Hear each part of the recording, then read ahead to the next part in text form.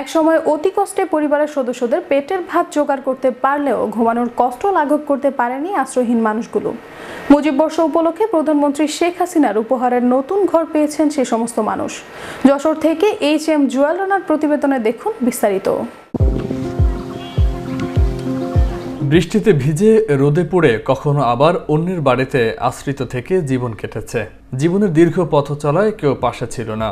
কখনো নিজের একটি ঘরের স্বপ্ন দেখেননি যারা, মুজিব বর্ষ উপলক্ষে প্রধানমন্ত্রী শেখ হাসিনার উপহারের নতুন ঘর পেয়েছেন তারা। সঙ্গে 2 শতক জমির মালিকও হয়েছেন।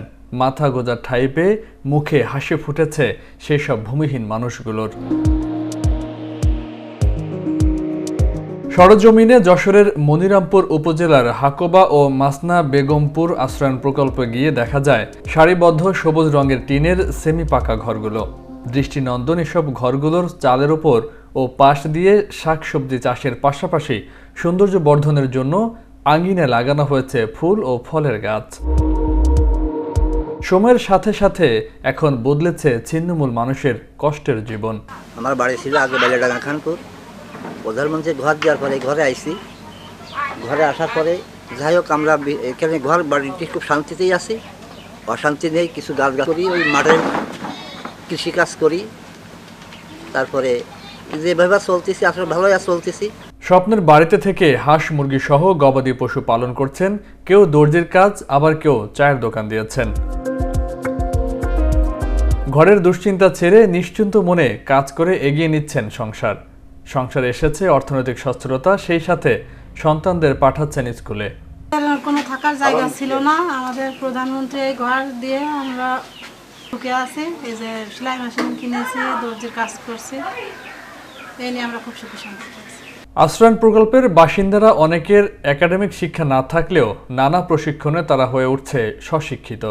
জেলা প্রশাসন ও উপজেলা প্রশাসনের নিয়মিত তদারকিতে ক্রমেই সময়ের সাথে সাথে উন্নয়নের নানা দিকে এগিয়ে যাচ্ছে আশ্রয়ণ প্রকল্পের বাসিন্দারা। প্রধানমন্ত্রীর ঘর দেশে আমরা থাকার জায়গা ছিল না, আসলে এখানে রয়েছি, খুব ভালোই রয়েছি। দুটো বাচ্চা নিয়ে ছাগল পুষি, হাঁস মুরগি আছে, ভালো শান্তিতে আছি আমরা। বদলে যাওয়া আশ্রয়হীন উর্মি বেগম, রিক্তা খাতুন, তসলিমা বেগম, সজীব কুমার দাস, মতিয়া রহমান সহ আরো অনেকেই বলেন, কিছুদিন আগেও ভাবিনি নিজের ভালো একটা বসবাসের ঠিকানা হবে। এখন সেটিও হয়েছে। বাচ্চাদের স্কুলে পাঠাতে পারছি, নানা কাজ করার সুযোগ পেয়েছি। সত্যি এটা স্বপ্নের। আগে খুব ভাঙাচুরে ঘরে খুব দুরবস্থায় ছিলাম। এখন যাক প্রধানমন্ত্রীর অনুদানে ঘরটুকু পেয়ে আমি খুব শান্তিতে বসবাস করতেছি। আমি খুব অসহায় ছিলাম, শেখ হাসিনা আমার এই ঘর দেওয়াতে আমি খুব উন্নত হয়েছি, আর আমি খুব সুখী আছি।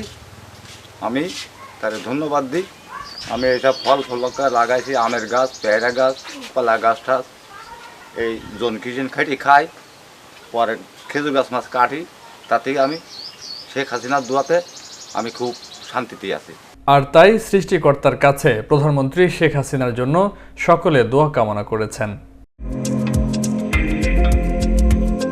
ফয়সাল মাহমুদ, বিশ্ব বাংলা 24, ন্যাশনাল ডেস্ক।